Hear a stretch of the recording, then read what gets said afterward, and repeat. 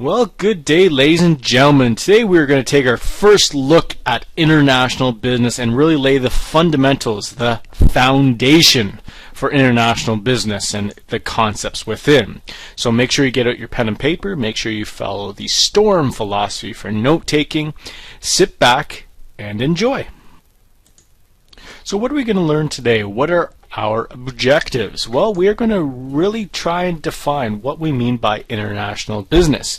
And to do so, we're going to really try and differentiate from the idea of a domestic business or traditional business model. We're going to take a look at examples of these various international business activities and really have a firm grasp on international business going forward. So first off though, let's really identify what we mean by business. I know many of you understand what this concept is. Many of you engage in business activities every single day, but really let's define it and make sure everyone's on the same page. So a business, we often call it an enterprise or a firm. It's whenever an organization of some sort engages in a trade of goods or services or both to consumers.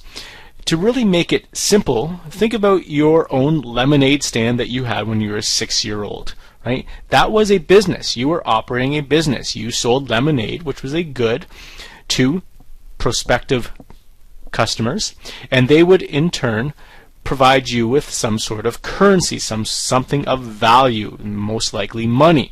Many of you probably tried selling lemonade at $10 a pop and failed at operating your own business. But whether or not you failed, you still engaged in a business. And most businesses engage in what you tried, profit, right? Most businesses try and acquire profit, and so they sell their goods or services above what it costs them to produce. However, many businesses also operate as non-profit entities, and therefore they sell their goods or services at a level that just covers the costs of operating their business. So whether or not you engage in business such as Walmart or you are Goodwill, you are both businesses. So what makes a business an international business? Well, it's very, very simple.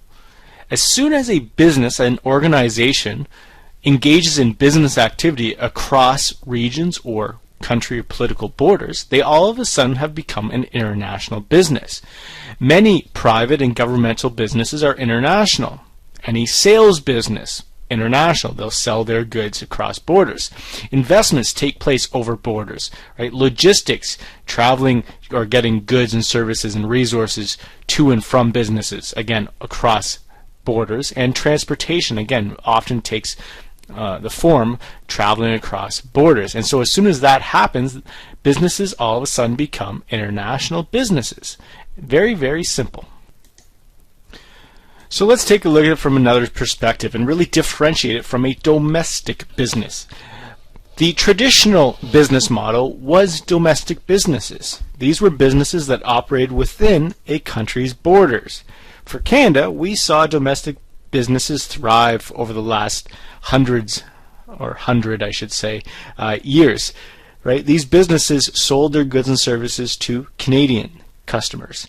They would purchase their resources from other Canadian companies that operated within the country's borders, right? And they would make investments to various organizations within the country's borders as well. So these were domestic businesses, and therefore they operated in a domestic market. So how does a business become an international business? Well, as mentioned, as soon as that transaction takes place across a country's borders, well, all of a sudden it becomes an international business. So if a Canadian retailer starts selling their goods and services to, someone in Australia, then it's an international business. As soon as a Canadian company purchases resources from, let's say, a company in Russia, then it's an international business. Or if a company in Canada invests in a business, let's say in Brazil, again, it becomes an international business. So what makes a business an international business? Well, here are some examples. Imagine a Canadian retailer opens a store in another country. Or maybe a US retailer, I don't know, Le Target, let's say, opens a store in Canada. It's a international business. What if a business operates a manufacturing plant overseas? I mean, many Canadian companies do this and operate manufacturing plants oftentimes in places like China. What if you export your products to foreign countries? Right? That's an international business. Or import products from a foreign business. I mean, look in your wardrobe. How many of you have t-shirts or jeans made in Canada? I would say probably, I don't know, 0. That's how many of you would probably have jeans or t-shirts made in Canada, right? You've engaged in international business, or have purchased from a business, I should say, that is an international business. And the last one, investing. Many businesses invest in other businesses, in other organizations, right? And these investments travel across borders and therefore become international businesses. Well, that brings us to our end of the lesson. But here's a question I want to leave you with. I want you to think about this. I want you to really think about this. How important is it to be an international business in today's world? Can you be just a domestic business, or do you have to be an international business? Right? Today, business is changing, society is changing, the world is changing, and therefore how important is it to be an international business? Right? So think about this question, respond to it, right? Make sure your notes are in order, you've summarized it, and you've posed your own question. And that's it, that's all, that's everything. We'll see you tomorrow.